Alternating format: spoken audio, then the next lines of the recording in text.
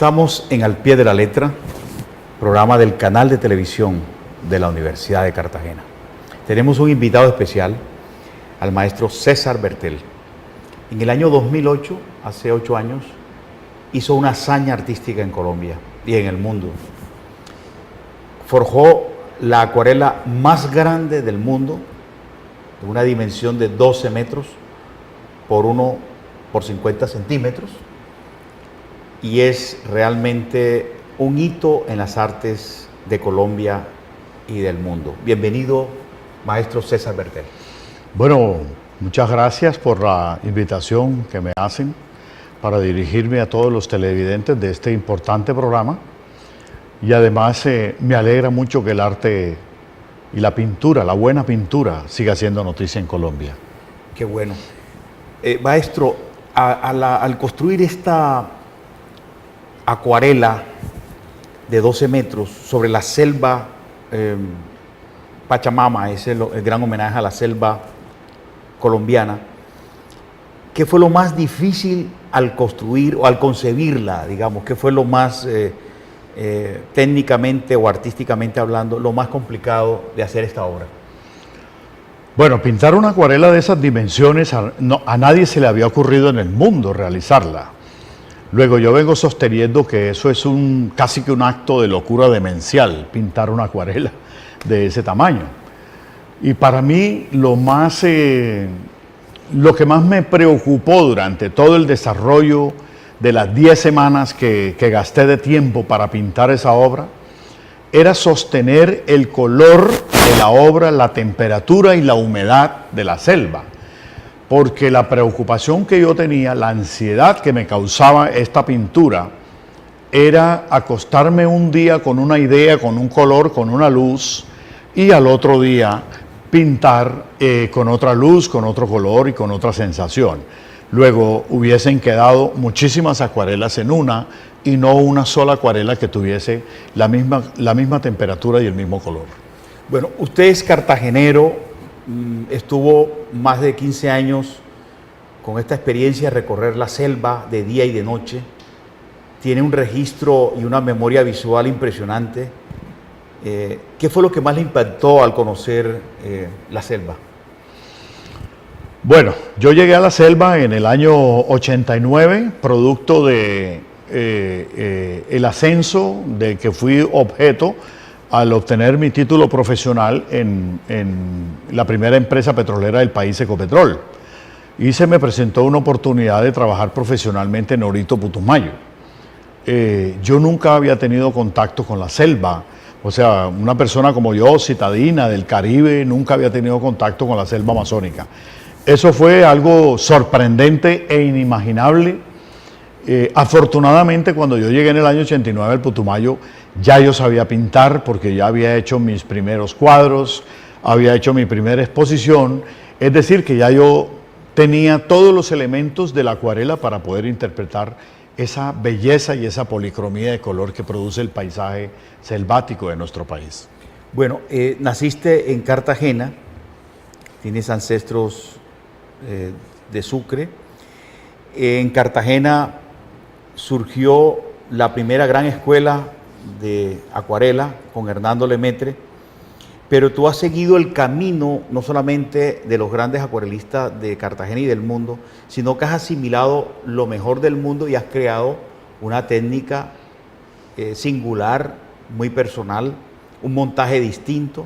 Explícanos un poco cómo es el proceso de hacer no solamente la más grande acuarela, sino también un montaje distinto, una enmarcada distinta. ¿En qué material trabajas estas acuarelas?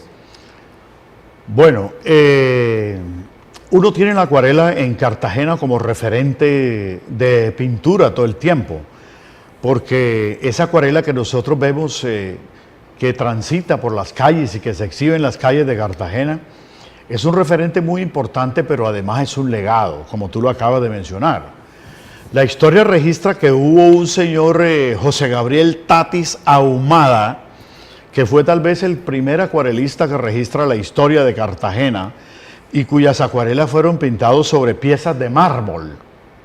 Posteriormente vino todo este proceso que todos conocemos del profesor José Vicente Calpena, los hermanos Generoso, los hermanos Aspe, y el influjo, el fuerte impulso e influjo que tuvo la acuarela de Cartagena con Hernando Lemaitre.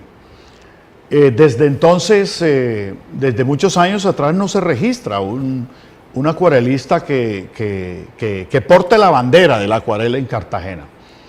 Yo siento que en parte he hecho algunas cosas dentro de la acuarela, por eso se me conoce como un innovador dentro de la técnica, porque he traído a valor presente una cantidad de descubrimientos. El primero de ellos es que yo utilizo el aerógrafo para crear efectos al interior de los paisajes que yo pinto, y curiosamente el aerógrafo es un invento de los acuarelistas del siglo XIX, de la época victoriana en Inglaterra. Y otro de las innovaciones que yo he traído a valor presente es el descubrimiento que hicieron los chinos en el año 3000 antes de Cristo, que fue entelar los papeles de arroz.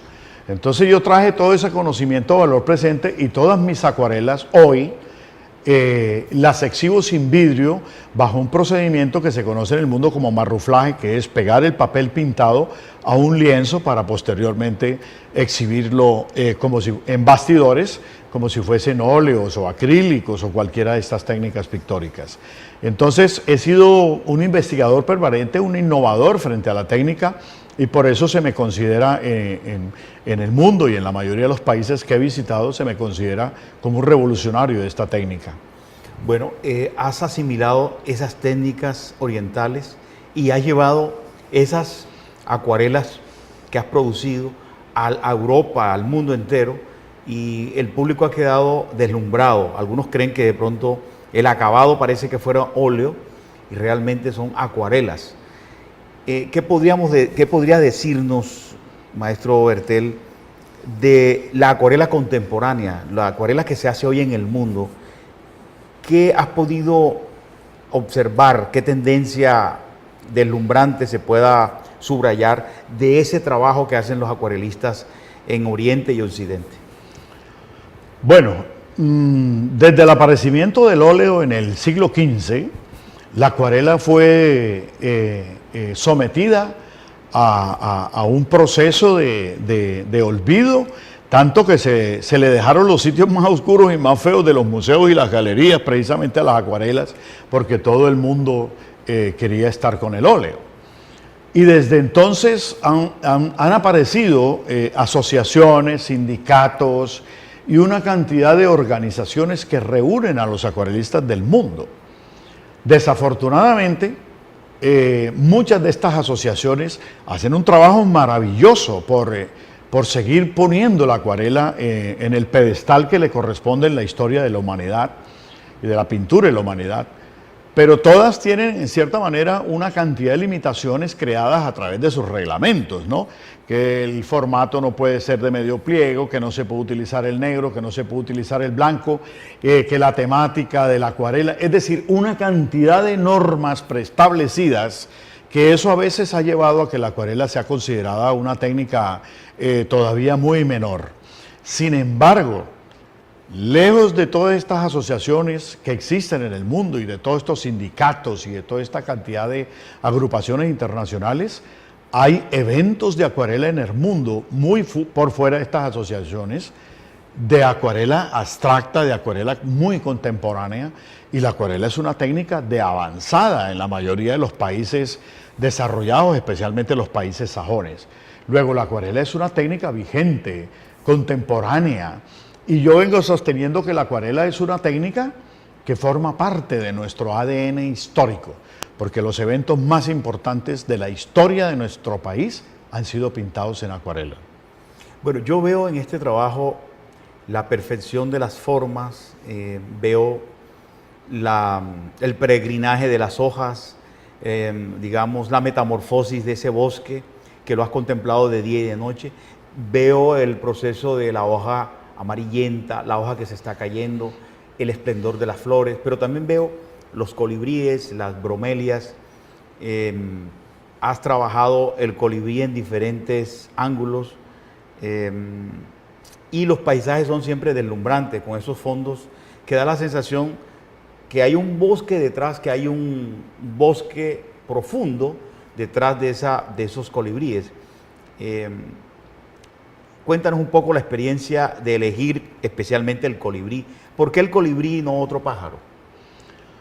Bueno, tengo que decir, dentro de las muchas cosas que uno pudiese decir en una entrevista de estas, que además de las innovaciones que he introducido en la acuarela, está el gran formato. En el mundo entero se conoce la acuarela como una técnica pictórica de pequeños formatos. Yo he explorado formatos muy grandes al interior de la acuarela que hoy son únicos en el mundo. ¿Y por qué hacer la selva en gran formato? Porque no tendría sentido pintar en un formato de 30 por 40 centímetros la inmensidad, la grandeza y la biodiversidad del paisaje selvático nuestro, en el que yo tuve oportunidad de vivir 15 años. De todas maneras, eso me llevó a una cantidad de investigación sobre la flora y la fauna de nuestro país. Y curiosamente, el colibrí terminó volviéndose una parte emblemática de la obra. Es un ícono de mi obra, es un símbolo de mi obra, porque sucede que el colibrí es considerada el ave más pequeña de la creación y solamente existe en la zona tropical del continente americano. El colibrí no existe en ninguna otra parte del mundo, porque él no puede migrar. Y además de eso, con la hermosura y la diversidad de las flores nuestras, pues él va a tener siempre una vida maravillosa para disfrutar. Y curiosamente las culturas precolombinas nuestras, desde los mayas, aztecas, incas, la mayoría de las culturas precolombinas nuestras lo consideraron una ave sagrada. En nuestro medio, en Colombia, la única cultura precolombina que lo consideró un ave sagrada y mensajero de las buenas noticias de los dioses, fueron los zenú. Es cierto. Tanto es que aquí en Cartagena, en la colección de oro del Banco de la República, que existe aquí en Cartagena, están las réplicas de los colibríes hechos desde hace 2000, 3000 años por los zenú. Es decir, que yo lo que estoy trayendo no solamente el ave más hermosa de la creación, sino que además estoy haciendo memoria histórica a través del colibrí con mis pinturas. Uno ve este colibrí realmente como un temblor de aire, como un temblor de luz, como un temblor de color, y has logrado la perfección, el encuentro de los colibríes, el encuentro del colibrí con la flor. Cada vez son más deslumbrantes los trabajos, las acuarelas que has logrado producir en los últimos años. Yo no veo dos obras parecidas, a pesar de que pintas el colibrí. Yo veo que el colibrí está siempre en un aleteo distinto y en una atmósfera siempre luminosa, con un ambiente muy especial. Me gustaría que nos contaras también cómo es el proceso también de dibujar. ¿Haces bocetos o no haces bocetos? ¿O realmente te enfrentas al lienzo o al papel a dibujar? Bueno, sí, efectivamente me he tomado el trabajo de hacer una investigación muy seria, muy rigurosa sobre esta ave que es icónica en nuestro medio. Y quiero decir que Colombia es el país que mayor cantidad de especies de colibríes tiene en su territorio, curiosamente. O sea, es mucho para destacar y para decir. Entonces, toda la obra mía está sometida a un proceso de diseño, de balance, está sometido al proceso de crear mundos imaginarios, pero que a la vez tengan un enfoque universal. Luego, toda la obra mía está en mi cabeza, o sea, está en mi imaginación. Ninguna obra mía existe en la realidad, ninguna. O sea, yo no cojo una foto y me pongo a pintar porque eso no sería arte, no estuviese haciendo arte. O sea, toda está en mi imaginación y mi obra son ventanas. Es como si el observador estuviese todo el tiempo observando la naturaleza, la luz, los colores, las formas, la brisa, bueno, todo este tipo de cosas que encierra el paisaje amazónico nuestro, que tengo que decirlo, está desapareciendo a pasos agigantados. Y desafortunadamente la combinación de todos esos factores socioeconómicos están desafortunadamente acabando con este paisaje que es la vida realmente del planeta, y no solamente del planeta, sino la vida de la especie humana. Para cerrar al pie de la letra, tenemos dos buenas noticias. Una, la aparición de este libro del maestro César Bertel, y la otra segunda noticia importante. Este es un libro precioso que recoge la producción reciente del maestro César Bertel. Ahí está Pachamama también. Pero la noticia maravillosa que quiero compartirles es que el maestro Bertel va a exponer a finales de este año, en diciembre, ¿verdad? Sí, la primera semana de diciembre. En el Centro de Formación de la Cooperación Española. Lo vamos a tener aquí en Cartagena con nuevas obras. ¿Cómo no? Claro. Y el regreso de Pachamama a su casa. Muy bien. Entonces, es una obra de 12 metros por 1 por 50 y regresa Pachamama a Cartagena, pero regresan otras obras que él ha construido en los últimos años, en este año. Y bueno, el maestro Bertel también ha estado recorriendo a Colombia, pintando a Colombia, enseñando a los niños a pintar. Cuéntanos un poco sobre la exposición de Cartagena y este libro. Bueno, este libro es la recopilación de mi trabajo artístico de los últimos 20 años. Acaba de salir al mercado y me complace mucho compartirlo hoy con ustedes. Este libro va a estar en los puestos de venta más importantes de libros en Colombia, y lo vamos a tener aquí en Cartagena con la exposición que vamos a hacer en el Centro de Formación de la Cooperación Colombo-Española, como lo acaba de mencionar Gustavo. Para mí es un honor, es un privilegio regresar a mi ciudad trayendo lo mejor de mi pintura de los últimos años. Y bueno, aspiro que todos me acompañen, visiten la muestra y bueno, me alegra mucho tener la oportunidad de que todos ustedes estén allí. Efectivamente he tenido la oportunidad de enseñarle a muchos estudiantes de arte y de pintura del país, pero especialmente me complace mucho hacerlo con los niños. Ellos son el futuro y son lo más importante de lo que nosotros tenemos, y creo que un artista cualquiera, en este caso como yo, lo menos que puedo hacer es hacer un poco de patria enseñándole a los niños a pintar y dándoles un poco de conocimiento para que tengan la oportunidad de expresarse y de expresar sus emociones. Eso me complace muchísimo de mi trabajo poderlo hacer. Espero hacerlo algún día aquí en Cartagena y en Bolívar. Qué bueno, querido maestro César Bertel. Encontrarse con las obras, con estas acuarelas, es reconciliarse con lo mejor de la naturaleza, con el espíritu de la tierra, con el espíritu del bosque y de la selva, y deslumbrarse con el aleteo de los colibríes, y al mismo tiempo volver a abrazarse con el milagro del paraíso de la tierra. Muchas gracias, querido maestro César Bertel. Bienvenido nuevamente a su tierra natal, Cartagena de Indias. Bueno, muchas gracias a todos.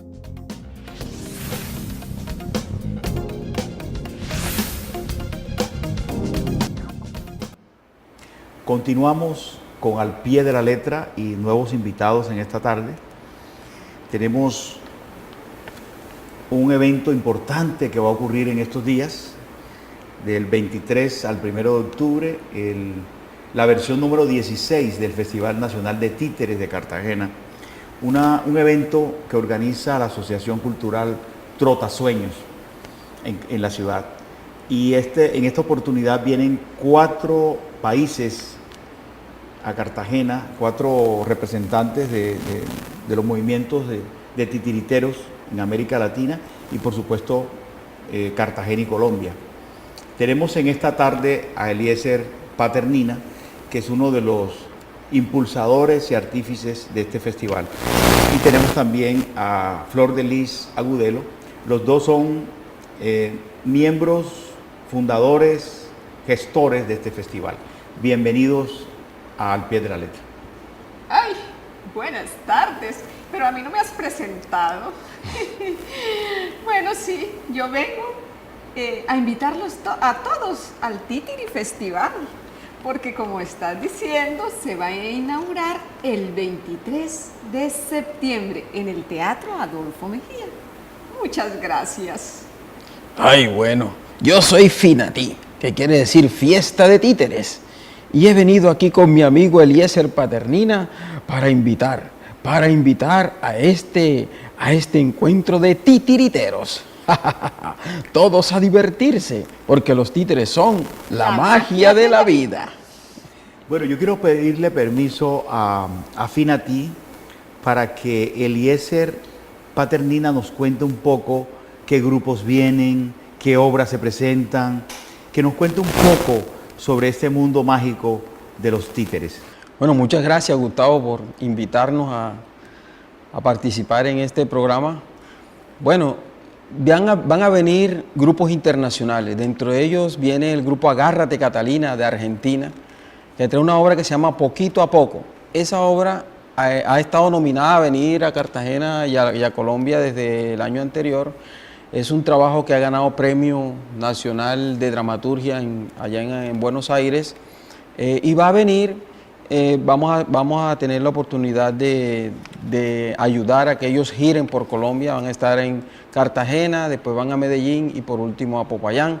Y también se van a estar presentando en la ciudad de Bogotá. Esa obra es un trabajo que hace, una investigación que hace Adriana Sobrero sobre el títere y la tecnología. Hace una combinación entre el títere propiamente dicho y los adelantos tecnológicos, sobre todo lo que tiene que ver con las proyecciones en video. Viene un grupo que se llama Hilando Títeres. Ellos trabajan con marionetas, traen una obra que se llama Alicia en el País de las Maravillas.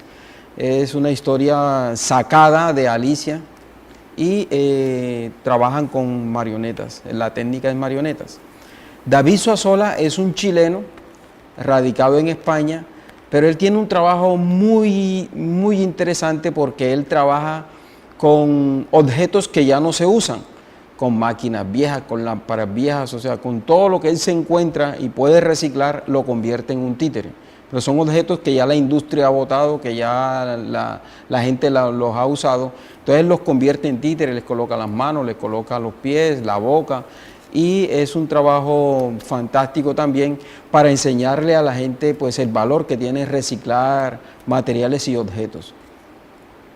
De Venezuela viene Charlotte Wolfgang González. Wolfgang tiene un trabajo sobre varias técnicas de títeres porque es varietes, presenta marionetas, ventriloquía, títeres de animación a la vista y presenta varias historias cortas. Es un titiritero que se ha movido por América Latina y es la primera vez que viene a participar con nosotros. Por Colombia viene La Loca Compañía, que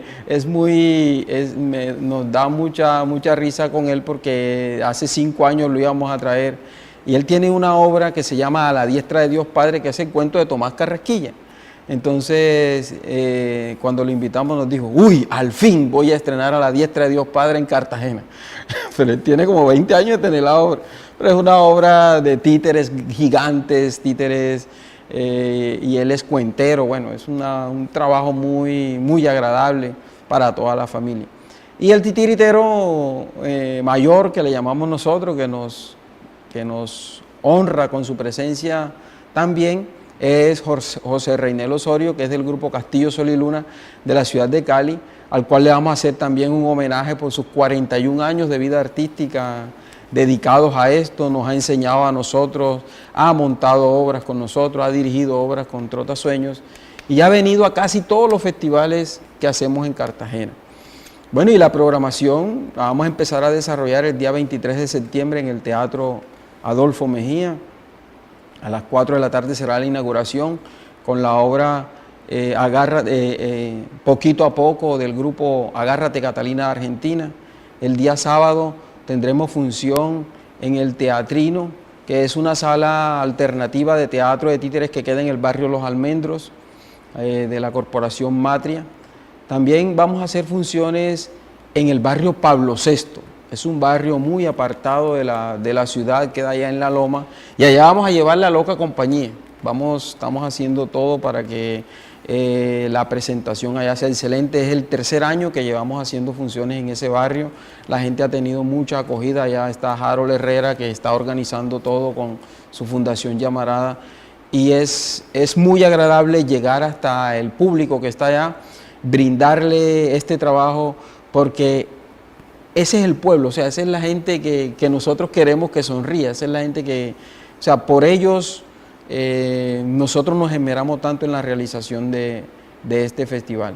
También tendremos funciones en el Centro Cultural Las Palmeras, en el Centro Colombo Americano, en los Cuatro Vientos y en el Hotel Cartagena Plaza se realizarán las funciones. Además, tendremos en varios colegios, varias instituciones educativas públicas y privadas de Cartagena. ¿Y en las universidades también?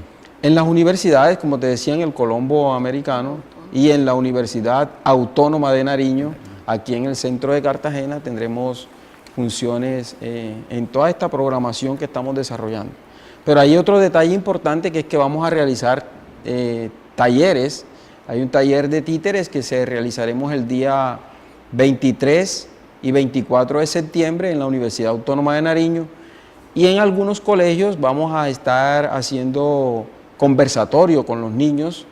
Van a ir los titiriteros a hablar con los niños sobre la importancia del arte de los títeres y por qué es necesario que existan títeres en el mundo, por qué tenemos que ayudar a mantener la imaginación y la creatividad en los niños en estos nuevos tiempos. Qué bueno.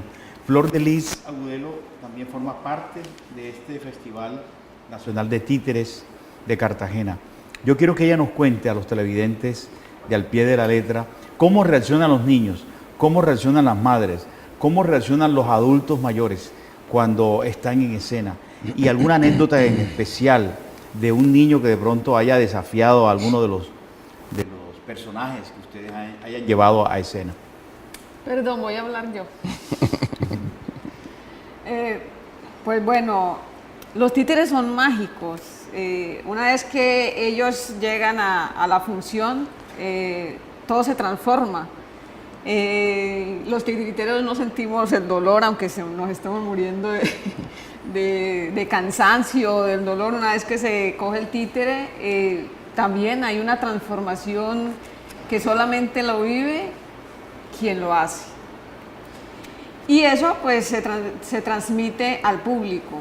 Cuando se llega a hacer una función de títeres, incluso en los lugares más difíciles, porque nos ha tocado en las calles, nos ha tocado lloviendo, o sea, aquí nos ha tocado de todo, siempre ha habido una primera vez, la gente se queda, no se va corriendo, se queda hasta el final, participa con el títere, se transforma, tú ves las sonrisas de la gente, de los grandes sobre todo, retornan a la niñez, y eso es una cosa supremamente importante para nosotros. Creo que es por la única razón que nosotros hacemos títeres.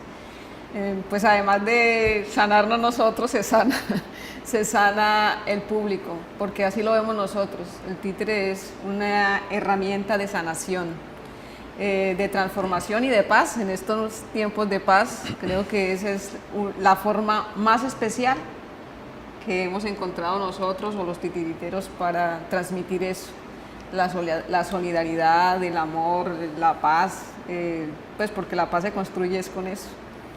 Ayer me decía Eliezer Paternina que un títere que está sobre una mesa es una metáfora de la vida y de la muerte, porque el titiritero es como el rey Midas, que con solo tocar el títere le da el soplo de vida. Cuéntanos un poco esa experiencia de la vida y de la muerte de los títeres.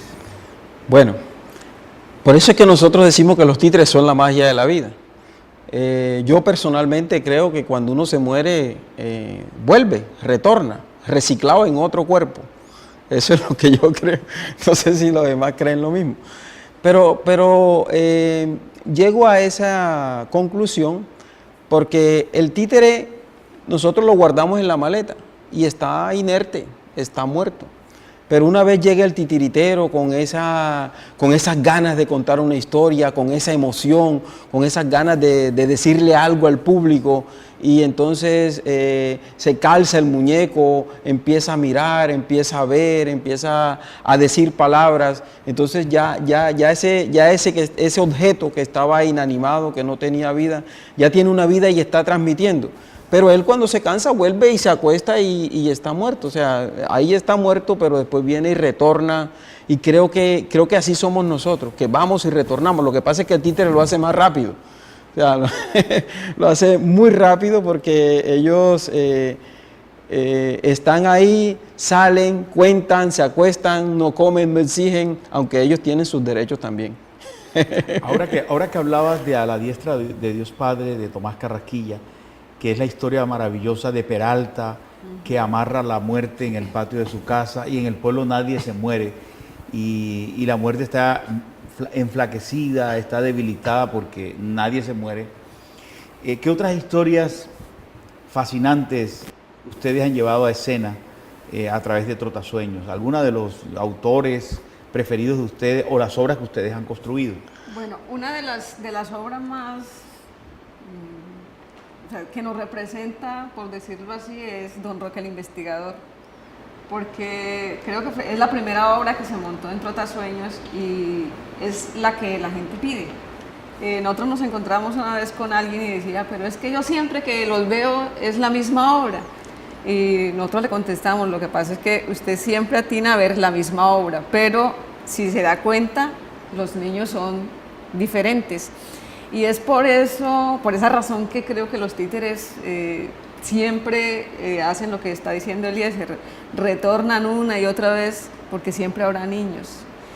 Y ellos son los que tienen la magia, los que invocan para que estos seres maravillosos regresen y sueñen hacia la imaginación. Pero imagínate también que hemos tomado de la dramaturgia latinoamericana a José Martí, el apóstol cubano, y cogimos una historia que escribió él para un solo actor. Después Garzón Céspedes la utilizaba como narrador, y nosotros ahora, con la ayuda de Reinel Osorio, trabajamos esa historia de Meñique. Se llamaba Meñique y Redoblante, pero acá en Trotasueños se llama solamente Meñique, y ahí salen títeres, salen humanotes, salen máscaras, actores. O sea, hay una combinación de todas las formas expresivas del títere. Entonces, ese trabajo fantástico que a la gente necesita llevársele, lo estamos haciendo también desde Latinoamérica, ¿no? Qué bueno. Para el mundo. Bueno, invitamos a todos los televidentes de Al Pie de la Letra a asistir a esta magia contagiante de los títeres.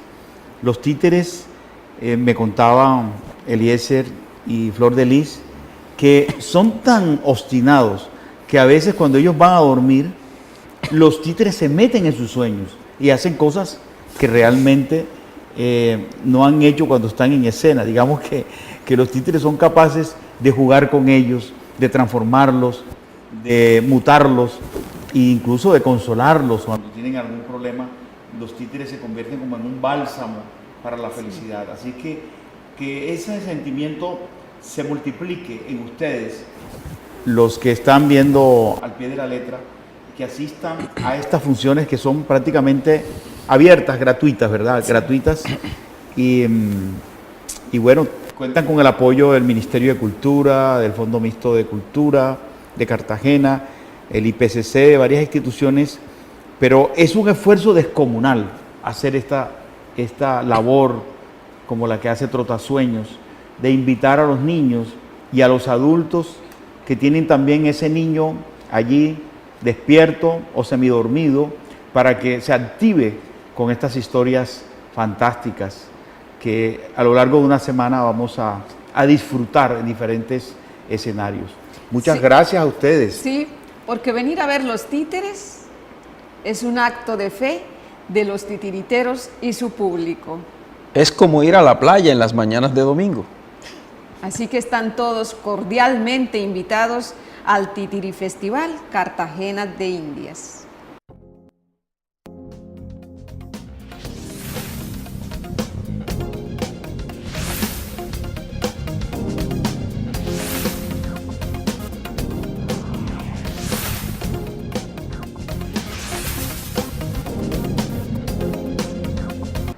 Volvemos en Al Pie de la Letra, programa del canal de televisión de la Universidad de Cartagena, con un nuevo invitado, con Camilo Corredor, uno de los directores del Festival de Documentales Ambulante, que empieza el día 21 de septiembre, desde el miércoles al domingo, en diferentes escenarios de la ciudad.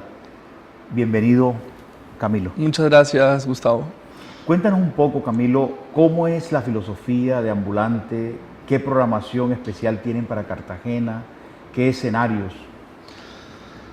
Bueno, para los que no conocen Ambulante, Ambulante es un festival que nació con la idea de llegar a la gente, de que las historias que se estaban contando a nivel mundial y a nivel local también, a través del audiovisual y del cine, se acercaran a un público donde no había ese espacio, ¿no? Las salas comerciales, los canales de televisión por lo general, cuando nace Ambulante en México hace 12 años estaban regidos pues, por una primicia pues, económica y de mercado, y de hecho lo siguen estando en gran medida, y Ambulante nace como un espacio alternativo para llevar estas historias a la gente, para llevar las historias que muchas veces no conocemos porque vivimos en un mundo donde la información pasa muy rápido y pasa muy fragmentada, muy limitada a un espacio, a un tiempo que no deja que tengamos la posibilidad de conocer y de reflexionar sobre lo que nos están contando, ¿no?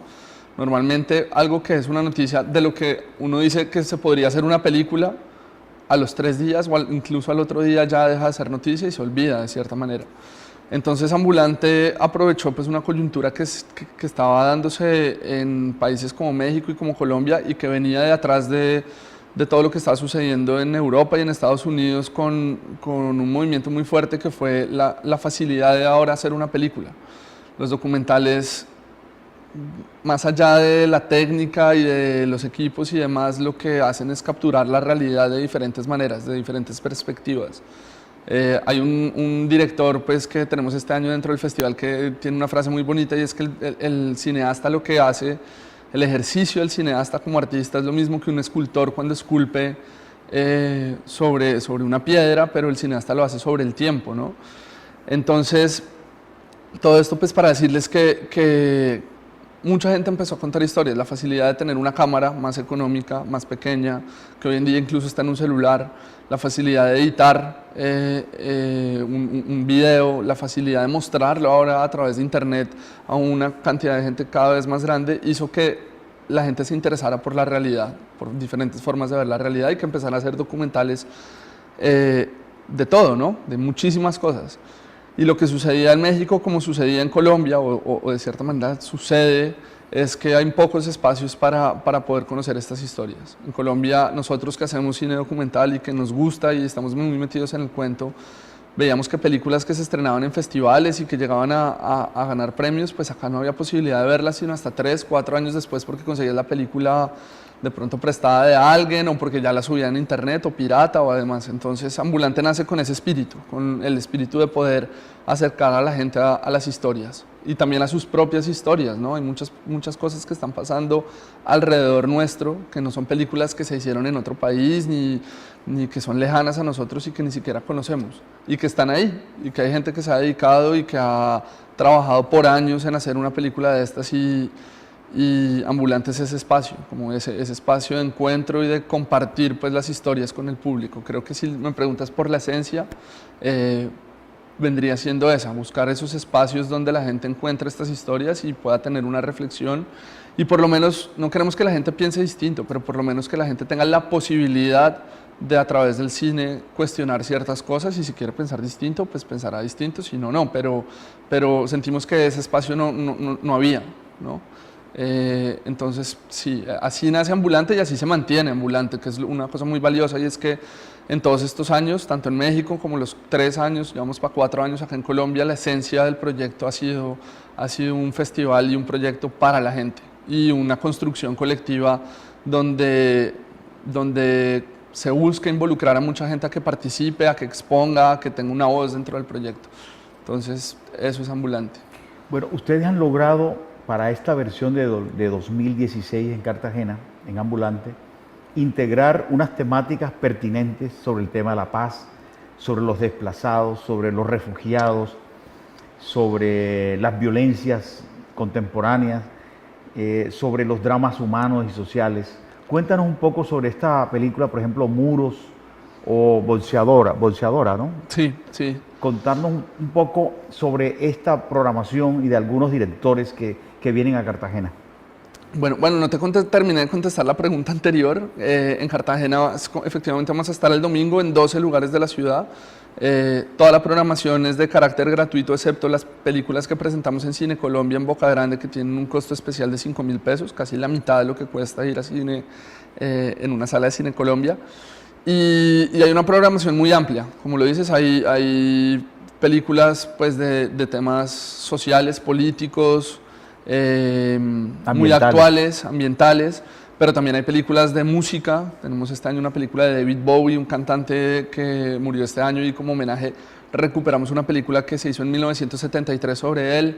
Tenemos películas colombianas, tenemos películas pues, a un nivel familiar, que son cortos animados para niños. Pero volviendo a lo que me decías, sí, bueno, este año acá en Cartagena inauguramos una película que se llama Muros. La película la hizo un español, un catalán, que se llama Miguel Ixo Molina, y la película es un viaje por diferentes partes del mundo donde se han construido muros históricamente o más recientemente, y cómo esos muros han definido y marcado la vida pues, de las personas y de las sociedades que habitan ahí.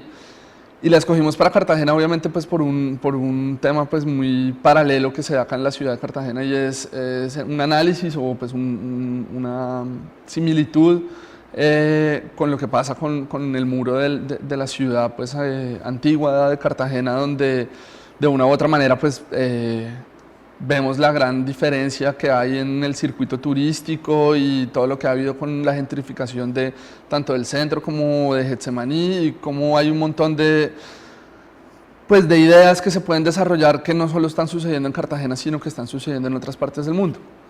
El director va a estar con nosotros, va a estar en la inauguración, y después va a estar en la Universidad Tecnológica de Bolívar, que es una de las sedes aliadas académicas de Ambulante. Y bueno, la otra película que me preguntas es Boxeadora, y este año hicimos una selección de cortometrajes. Nosotros en Ambulante tratamos de promover diferentes formatos dentro del documental: el cortometraje, el mediometraje, el largometraje. Hemos hecho instalaciones, exposiciones, incluso conciertos como en vivo con visuales que van muy ligadas a lo documental de una u otra manera. Y Boxeadora es un mediometraje que se hizo en Cuba, y se trata de la primera mujer boxeadora que entrena y quiere representar a Cuba en los Juegos Olímpicos. Y de hecho, pues en Cuba es un país todavía muy machista de cierta manera, y el boxeo es un deporte que es para hombres. Entonces este documental que hace una norteamericana lo vamos a presentar en un sitio muy especial, y por eso el ejercicio de buscar los lugares donde queremos llegar con las películas, y es en una escuela de boxeo que hay en Pasacaballos del entrenador Aníbal González, que tiene también una escuela, es un entrenador profesional y tiene una escuela de boxeo en el Pie de la Popa. Y la película va dirigida pues, a toda la comunidad, pero especialmente a un grupo de 20, 30 chicos que entrenan boxeo todos los días, que entrenan en una licorera que los fines de semana pues, vende cerveza, y que durante la semana pues, no está vendiendo. Entonces le prestaron al entrenador pues, este espacio para que los chicos pudieran entrenar. Así que sí, es una de las, no solo por la película, sino por el contexto donde se va a dar, una de las cosas que estamos muy contentos de poder desarrollar dentro de esta semana en Cartagena. Viene un iraní también, un director iraní. Sí, viene un iraní que se llama Omer Edminani, que tiene una historia personal pues, bien particular, y que vive en Barranquilla, y estando en Barranquilla conoció a través de un artículo del periódico la historia de un personaje en Puerto Colombia que recoge cadáveres del mar. Y él decide ir en busca de este personaje, porque dijo, ¿cómo existe alguien que se dedique a esto? y lo conoció y decidió hacer una película que se llama Inmortal, la va a estar presentando acá en Cartagena, y es una película que ganó un premio que es muy importante, pues que nunca se ha ganado una película pues, hecha en Colombia antes, que es el mejor premio, el premio a mejor película latinoamericana, perdón, este año en el Festival de Cine Independiente de Buenos Aires, en el Bafisi. Así que, pues sí, es otra de los imperdibles del festival. Creo que además esta película lo que nos permite o lo que queremos proponer con Ambulante es mirar cómo un documental tiene una construcción desde diferentes formas, ¿no? No solo a través del diálogo y las entrevistas, es una película donde se habla muy poco y donde lo que prevalece es la imagen y el sonido y la construcción del director alrededor de la historia. Se nota una intención clara del director de cómo quiere llevar al espectador y cómo quiere él contar una historia, como si fuera un escritor prácticamente. Ustedes también han involucrado a las plazas de la ciudad, por ejemplo, la Plaza de la Trinidad en Getsemaní o la Plaza San Pedro. Van a presentar un documental sobre Carlos Pizarro. A propósito, en la firma de paz en Cartagena, escenario de la firma de paz, o sea, ustedes han sido muy pertinentes al involucrar documentales de toda referencia, de toda estética y además con un nivel artístico elevadísimo, digamos. No es solamente contar una historia, sino con un lenguaje, con una técnica, con unas atmósferas muy especiales. Y esto que nos ha contado de Cosme, el que rescata los cadáveres en Puerto Colombia, que se muere en la filmación. Así es.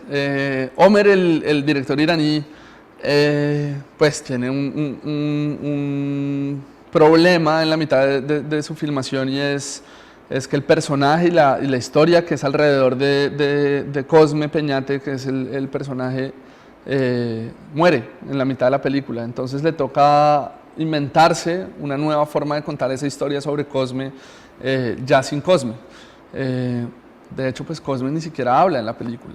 Cosme no tiene un solo diálogo en la película, pero les dejo ahí para que la intriga, pues un poco para que vayan a verla, porque realmente es muy valioso contar una historia sobre alguien donde esa persona, pues cinematográficamente hablando y hablando de un documental, sin que esa persona pues se dirija o a la cámara o que tenga una conversación con nadie. Entonces creo que eso es uno de los valores importantes de esa película. Y como decías, sí, cuando conocimos que se iba a firmar el acuerdo de paz entre el gobierno nacional y las FARC en Cartagena, que en principio era el 23 de septiembre, y vimos que coincidía con las fechas que teníamos en Cartagena, decidimos en conjunto con una serie de organizaciones de la ciudad y del gobierno nacional, pues con la Consejería Presidencial para los Derechos Humanos, que nos ha apoyado en diferentes actividades alrededor del país, hacer una función especial y poder manifestarnos con un gesto desde lo que hacemos en Ambulante.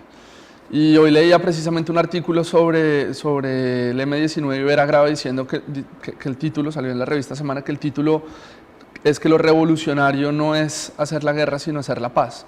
Y la película de Carlos Pizarro que presentamos, que se llama Pizarro, hecha por Simón Hernández y que tiene como protagonista a la hija de Carlos Pizarro, es una mirada sobre este personaje que fue completamente pues, revolucionario para su época a la hora de su discurso, de sus acciones y de desmovilizar una guerrilla hace 20 y pico, 26, 27 años, en un escenario pues que es la misma Colombia que tenemos hoy en día, donde la imagen de archivo del documental, los discursos de él, de un montón de gente que participa en la película, son muy pertinentes a lo que estamos viviendo hoy en día. Entonces decidimos mostrar esa película con dos asociaciones de jóvenes que trabajan por la paz y los derechos humanos de Cartagena, con la Consejería Presidencial para los Derechos Humanos, y se presentará el viernes en la Plaza San Pedro al aire libre, con la presencia de María José Pizarro, la protagonista, hija de Carlos Pizarro, quien a través de la película y de la correspondencia con su padre va en una búsqueda de quién era él, desde una manera mucho más personal, más que la historia oficial que conocemos de Carlos Pizarro, y con la presencia de la Consejera Presidencial para los Derechos Humanos, Paula Gaviria, quien también estará acompañándonos ese día. Camilo, tú que has estado tan cerca de ese proceso innovador y la evolución del cine colombiano documental, hemos avanzado realmente, hemos avanzado en la manera de contarla, en la manera de contar nuestra realidad, o en qué momento estamos, cómo percibes las nuevas tendencias de los documentales colombianos. Pues pienso que en Colombia estamos precisamente en ese paso de dejar de contar las historias nuestras de la misma manera como las venimos contando desde hace mucho tiempo.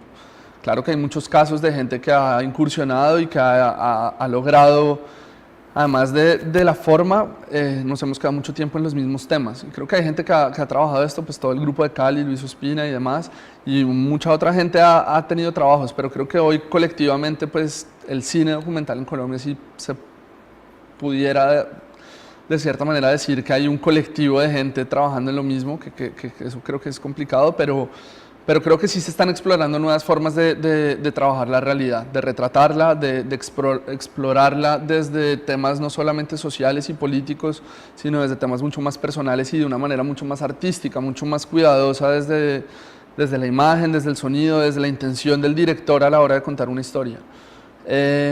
Hay muchos ejemplos de eso, creo que hay mucha riqueza de historias en este país y cada historia tiene como su ángulo y su comba como para poderla contar, y cada director está encontrando no un formato para realizarlo, sino su propia visión del asunto, y creo que eso es muy valioso, no solo en la forma en que lo cuentes, sino en el tiempo que hoy en día los documentalistas están tomando para hacer una película y para poder desarrollarla bien, la historia. Creo que si me preguntas a mí, que seguramente hay gente que puede no estar de acuerdo con esto, creo que estamos en ese momento. Creo que falta innovar muchísimo más en términos del documental y del cine en general en lo que contamos, pero en términos del documental, por eso una película como Inmortal, que hablábamos ahora, es tan valiosa, porque es una película que más que dar respuestas deja un montón de preguntas a la gente. La gente queda un poco perdida a la hora de verla, después de ver la película, porque lo cual es muy bueno, ¿no? Queda con una sensación de algo extraño y de algo que no le cuadra, porque estamos acostumbrados a que todo nos lo